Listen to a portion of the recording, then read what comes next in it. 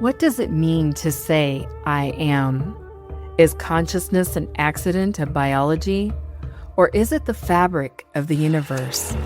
On Spinning the Light, we bridge the gap between ancient wisdom and modern inquiry. We're stripping away the illusions of the ego to find the radiant core of human existence. Join us, your hosts, Christy and Sharon, as we unravel the mysteries of the mind and illuminate the true nature of being. This is Spinning the Light. Hello.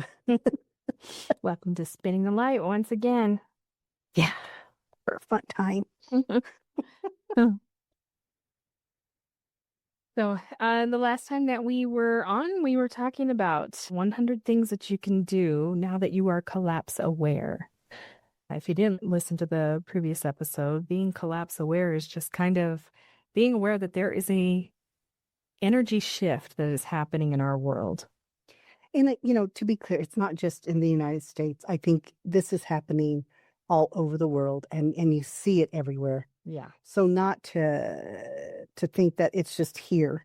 It just looks different, I think, in different places. It's like where everybody's at in that evolution, maybe, or if you want to call it that. Yeah, and you can definitely feel it, I think, everywhere. Everybody can feel that there's maybe an unsettling feeling, just uncertainty. And so this is kind of just some practices that you can implement in your life that may help you make sense of things and make you feel more at peace in your own home, in your own body. Especially since, I really think that's what we control. That's what we can do. Yeah. Those really are the things that I know we practice daily. Is how to find that little bit of sanity, that little bit of peace, that little tranquility, in your own space. And what does that look like? For sure. So the next set that we're going into is about land and place. The 21st century, with its technologies, capitalism, globalization, pandemics, and hyper-online lifestyles, has left many of us unmoored. Rerouting ourselves in the living world, even in a single square meter of it, can be a radical act of belonging. So one of the first things suggested in this list, and again, this came from Collective Evolution, learn the names of the trees, plants, and birds in your area. Naming is the first step towards relationships. And I think that's really true. And I cut out our hummingbird feeder. I love the hummingbirds. I love when they come, and I love that we get to be a part of that migratory process for them. If you watch, you'll see the same ones come and things like that. And you almost do learn to develop these relationships with them. And this year we planted 2 trees. We planted 2 Japanese maples, and we talk about them. Yeah, just the process of watching them grow, going out there and making sure we water them and nurture them in that way, just taking that time to do that. There's something really special about that connection that we are creating. And it is. And so each week we get to see this progress. We get to see the one in the front is getting fuller on the bottom, where the one in the back is getting taller, but not fuller on the bottom. But so even watching that, even within this, they're the same trees, the same kind of tree, but yet each is developing in its own way. Yeah. And I think that is so cool. Yeah. And even just, sitting out in our backyard, we have a canopy of trees, really, and you'll hear the hummingbirds flying through there and we'll sit there and talk about, oh, look, they're telling their friends and their family, obviously, because, the bird feeder is getting emptier quicker. So it's just interesting. Yeah. So we really are working on that connectivity. Yeah. So return to the same patch of land every week for a year and witness how it changes and how you change with it. I thought that was an interesting one because I never thought about doing something like that, but that's kind of true. Where I think you see that is when we would do little gardens for the kids, and they would have to plant from the seed. And then they would watch the seed, and then all of a sudden one day they're outside, oh my God, look what happened. It now has the berry or whatever it was that's watching that growth. And every day they were very engaged with it. Yeah. So I think that's what it is. It's that engagement and it's paying attention, maybe. I don't know. Definitely paying attention. Because a lot of times we're too rushed to notice anything like that. But yeah, if you made it a point to actually go back to the same spot and see how it changed over time, yeah, that'd be interesting. I think it's interesting when people go back home. Mm-hmm. You have this image of your home growing up and you leave it for a while and you're not a part of that growth. Mm-hmm. So, we've been in Springs now for a few years. So we've kind of grown with the city. Mm-hmm.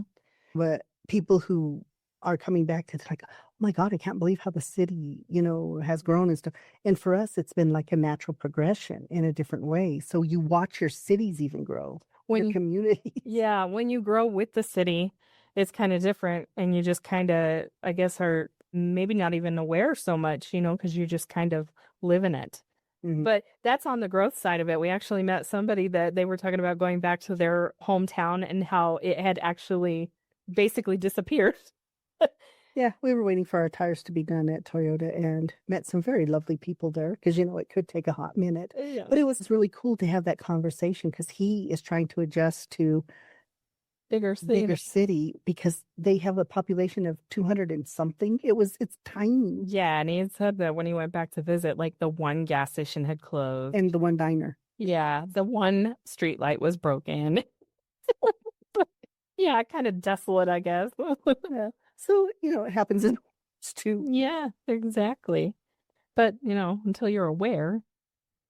So another thing that you can do is grow something edible, even if it's a single pot of herbs on your windowsill. And I think, what that is it's that relationship with us and earth, and it feeds us. If we nurture it, it's going to feed us. It's going to take care of us. Yeah, exactly. It's grounding, you know. I used to grow a garden when I lived on the Western Slope, had a garden all the time. I don't do a garden. I do flowers every year. Yeah. Maybe it's because our neighbor does the garden and shares, so I don't have. That is really helpful. But yeah, the space is a little bit different for it. Yeah. But I do go out. It's really interesting because when I go to water and stuff, because they have a grapevine and anything that grows on our side of the fence is ours. That's Yeah. our little, which I really, oh my God, it has so many. But I will actually go out and I will look at how it grows. And I'll even talk to you about, oh my God, look, we have all these grapes. And also a raspberry bush that grows from their side to ours. So now we had raspberries this year.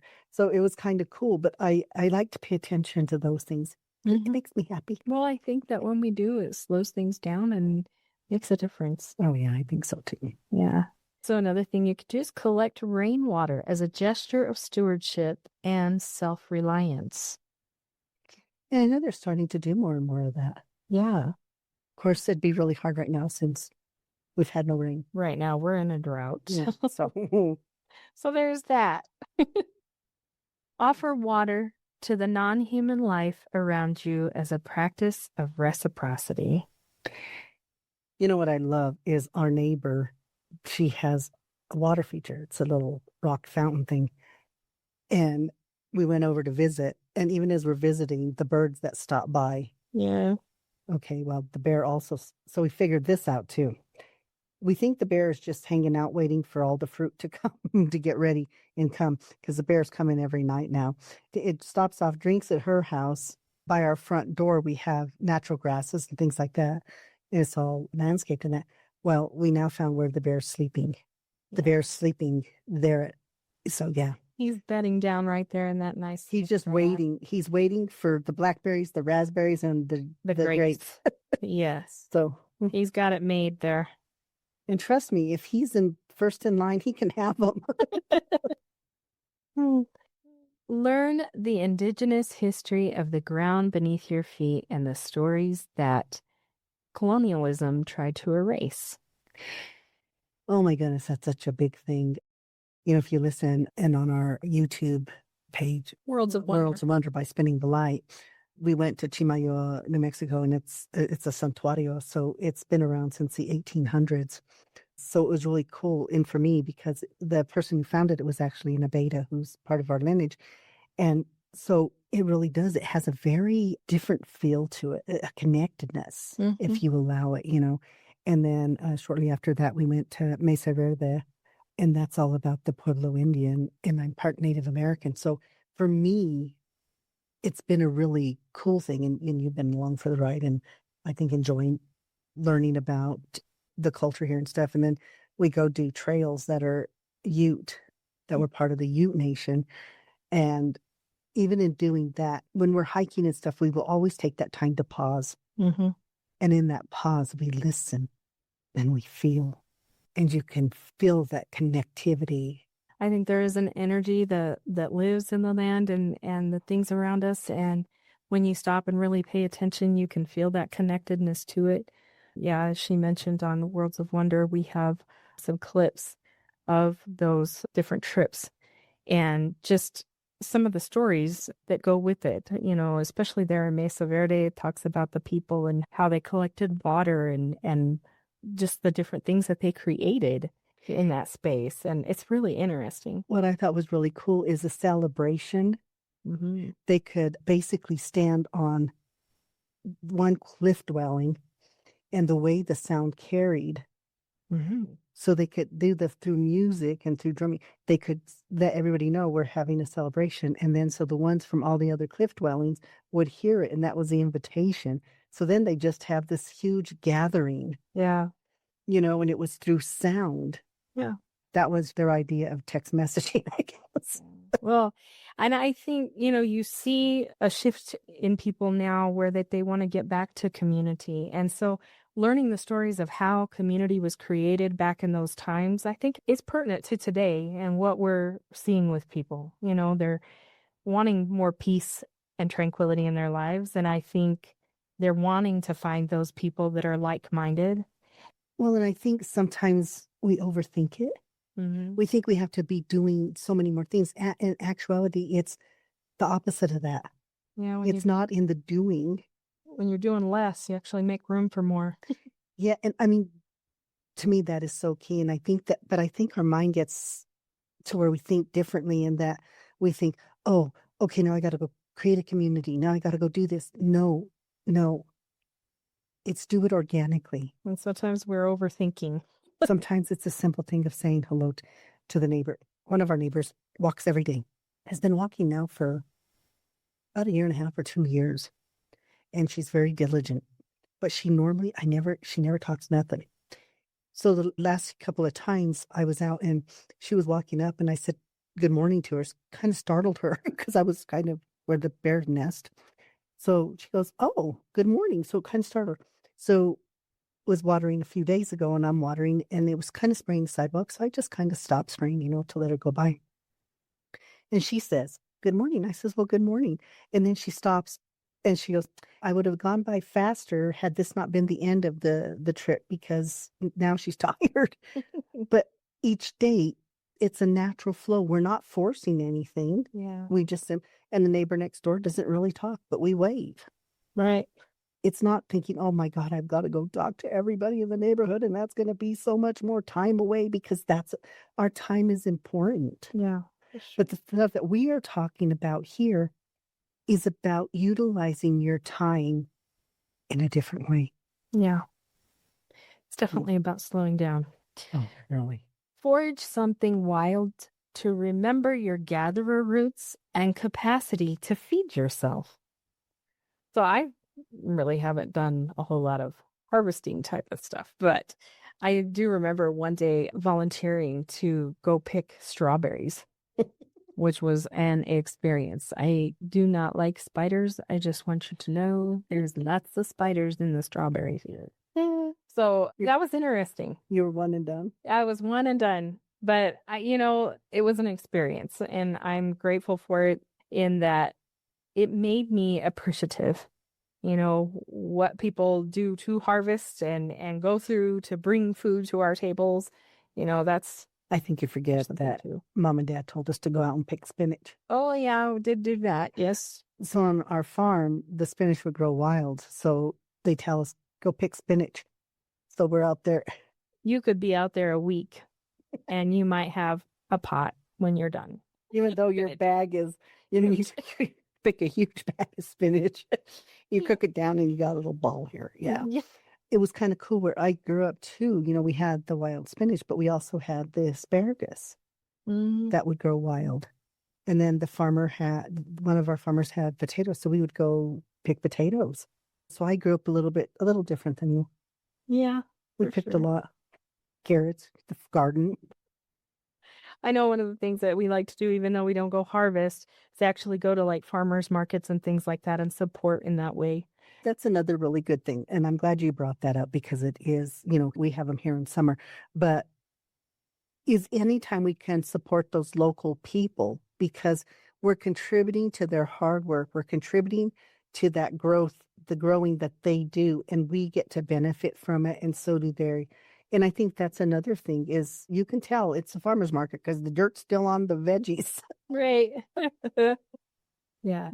So that's a good point. I like that. Yeah. To me, that's important too. Walk at dawn or dusk without headphones. Listen for the whispers from the wild. Oh, I think that can be really tranquil.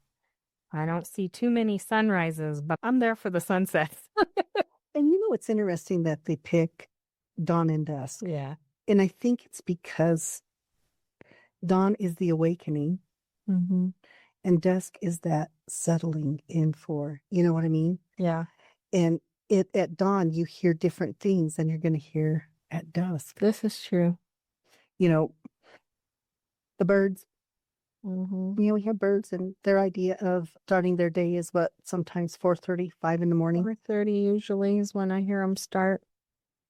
So when the early bird gets the worm, as they say, I'm guessing. I don't know, but they're happy birds because, man, they don't stop. But it's funny. They start and then they stop. I mean, when they stop, they stop. Yeah, usually around 6 o'clock, they're done. Yeah, nothing else. It's crazy. But see, because we've learned to observe.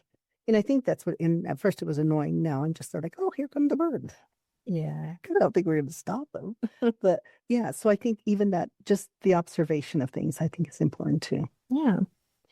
Compost food scraps and witness waste becoming nourishment. I know a lot of people do this and kudos to them. I have not gone into learning all about that. But I think it's really good that people can do that and, Well, we give back. Yeah. And I think everything we're talking about is developing a relationship and understanding that the earth gives to us and we give back to the earth. Yeah. Because, we have a lot of stuff that's not giving back to the earth. And our earth, it's like feeling our earth being strangled, whether it's the plastics in our oceans or any kind of stuff like that. Yeah. Fires that we have that are just burning out of control and, Exactly. Make a pilgrimage on foot, even across your own town, to reconnect with the reality of distance. I think that there's something to be. I'm grateful every single day for Shazam. That's our car. Name our car Shazam. And I'm very grateful that she gets us everywhere we need to go. But what's interesting is we decided one day we were going to take this walk. So we're going to walk from our house down to the stoplight. Yeah. We learned a few things. First off, it was much further on foot than it was in Shazam. And, oh my God, in our streets the incline and decline in our streets is, whoa. If you want a good workout, not even trying, this is what you... And it was amazing when we got home. It's like, oh my God, that was so much further than I realized. Now we do it and it's not the same because I don't know, we've learned to have an appreciation. I don't know what it is, except when we're doing that incline, it's like, oh God, here comes the incline to this. But yeah, it's interesting because we don't have an awareness. Right. And we forget just the luxuries of the Shazams that get us from place to place. And we forget to use the things that we have, which is our legs. For sure. And I think what they're talking about here too, like people didn't used to have those options and they had to maybe walk a long way for water or those kinds of things. And That's something that we have to think about. And I think it's interesting because, when you travel, do you ever just stop and think before cars, what that had to look like? Hmm. There wasn't a road. People had to navigate this, Yeah. but they were also more in tune to nature and those things than we are. They would have had to have been. I always think about because they tell me stories of my grandmother who was born in New Mexico and her family decided to move to Missouri and they traveled that distance in a covered wagon. I can't even imagine what that was like, what they went through. I mean, that We, just blows my mind. I think we get so caught up in the luxuries that we have today that we forget and we stop using our bodies. Yeah. We don't have the same movement, and we see that later on in life with people.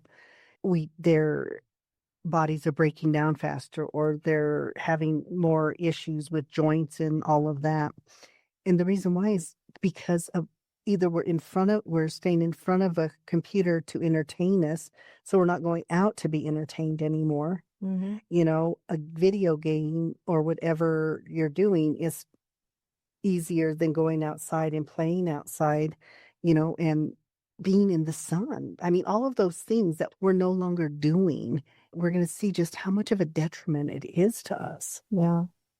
I know that, a lot of people are, and I'm grateful. I'm hearing more and more people saying about, I'm getting out, I'm walking, I'm paying attention, I'm going to a lake and sitting at the lake and I'm fishing or I'm just being present, where I'm going on hikes. Yeah. Where we live, a majority of people I talk to, it's very rare that I hear somebody who says, I hate hiking. I Yeah. just have one client, doesn't like the outdoors, period, which is okay. But the thing is they are out there and they are being a part of nature. But once again, even when we go out on hikes, the hike is the hike is important, Hmm. but for us, it's that connection. So it is stopping, it is pausing, it's listening, it's looking, it's feeling. Yeah.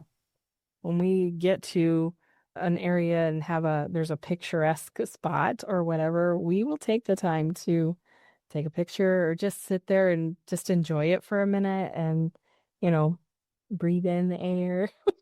And it was so funny. I had a client, and because of COVID, they couldn't go out and do stuff. So she started hiking. She had never hiked. Hmm.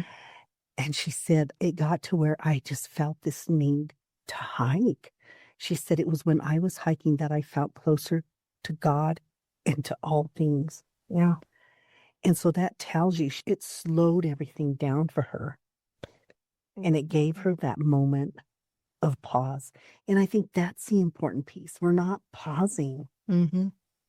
No, that's exactly what it comes down to is I feel like that any of these practices is for us to slow things down and realize that how much control we can actually have in, I mentioned to you the other day, here we are halfway through July already. And that just blows my mind. Sometimes it's like, oh my God, how are we halfway through 2026? And unless you actually slow yourself down, you constantly feel like that you're behind because everything feels like it's going so fast. And I think the thing that I have to realize and then we talk about is it's a practice. Yes. And it's really easy to get out of the practice with people pulling you from all ends. I need this, I need that, or all of the stuff that goes on. So I think that remembering it's a practice. Mhm. And but the thing is to remember to practice. And if you miss a day or you miss 2 days, it's okay. You go back to the practice because there's so much happening. Mhm. It feels like we're still at the end of the day, we're in control of, do we let it continue to happen that way? Or do we slow it down and do what we have to do? And I think it's having that awareness. And sometimes, I lose my awareness a little bit. And then what happens is, We all do. And, there's been a lot of things I've seen posted lately, kids get a lot of screen time, so do adults. I mean, we're constantly in front of a screen. So I think sometimes we just have to move away from that space and give ourselves a little time with the things that are right around us. And we happen to live in a city that is surrounded by nature. But there are some cities that are not. But you have a city park, you have your backyard, you can grow your own plant. Yes. There are all these things that we can do, these little tiny things. To grow an herb garden, I can't tell you how many people grow herb gardens in their home. Yeah. And things like that. So it's not that we can't do it, it's that we have to make the space for it. We have to make the time for it. Exactly. I was reminded of a post I just shared the other day. Many things aren't equal, but everyone gets the same 24 hours a day, 7 days a week. We make time for what we truly want. And it is true. It is. And I think that we're learning this, and I keep saying, one of the things is I want to really slow down. And because sometimes stuff comes up, then I get all wrapped up in that and it becomes a practice. It really does. And for me, I'm grateful because one of my practices is once again planting the trees, watching them, the hummingbirds. I used to love my parents. Not used to, I still love them. But one of the things they would do is when I would go over and visit them, their chair faced the window so they could see outside. And we had this giant storage tank there. And my parents would spend, I don't know how much time watching the pigeons. Yeah. And they would tell me the stories of how the pigeons were doing it. It was amazing because they look at that pigeon, it wants to throw the other one off. He needs to play nice. Things like, but they were engaged with nature in this way, it. Yes, even creating stories about it. And you couldn't help but do that. And it wasn't even just the pigeons. If you'll remember, stuff because your mom would take stuff out there and leave for the cats, I guess. Yeah. And sometimes you would look out there and there would be the magpies, there would be the cats, there would be a fox, skunk. Yes, all of these animals out there eating together. Lined up eating. And when I saw this, I told Mom, I said, Mom, those are predator and prey. She goes, not there. They're just eating. She goes, I just feed my. Yeah. Like, that was so funny. Oh, yeah. She watched our dog for a while. Yeah. Our dog came back like twice the size. But they would just do that. But they would watch that would crack me up though about the birds. So you know what? I would be there and I would get there and I say, how are the pigeons today? They're not part of the family. Yeah, the saga continues.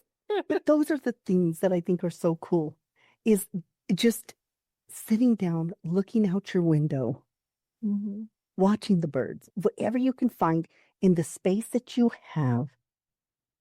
Just do that.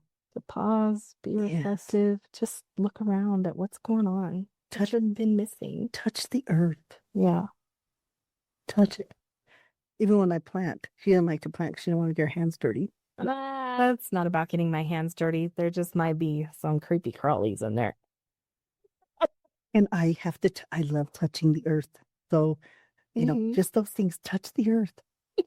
Look at the trees, learn your trees, name your trees, have a relationship with them. Yeah. Become their friends. So hopefully you have gleaned something from this conversation today. And if you have, please share with friends, family. Yeah. If you like our podcast, which I hope you do if you're listening to it, tell a family member, tell a friend. Yeah. Spread it. We're trying to build this community. This is what we want. We want a community where we are sharing ideas, but we want an interactive community. I do Noon Vibe, and I tell you this. So I do Noon Vibe every Saturday and Sunday at 10 a.m. Mountain Standard Time. And that's always time. I love Noon Vibe because it's interactive. People jump on, my last one, say 249 people were on, some listening, some jumping on, it doesn't matter. We're building this community and I'll see, these same people are coming on every week. That's so cool. And that's what we're looking for. We're looking to develop and to grow this community of people who have the desire to spin not only their light, but to help others spin theirs. Yes, because we have a ripple effect in that. And that's why one of the things I love about the new vibe is that people get to share and we get to hear their stories. And so it really makes it a place where that you can share your ideas and maybe learn some things through other people's experiences. Absolutely. So, in order to build this community, like I said, if you listen, tell your friend, tell your family, ask them to listen, ask them to subscribe, join, whatever we do, Go to our website, spinningthelightpodcast.com, and you can subscribe there. Enter your email address, and you'll get an email anytime we post a new episode. We would appreciate it so much. We are also on all social media, and you can hear the podcast wherever you get your podcasts. We are on YouTube, Worlds of Wonder by Spinning the Light, and that's where we like to share our travels, and so it's where the outer world meets the inner world. Yeah. So it's kind of cool. We like it.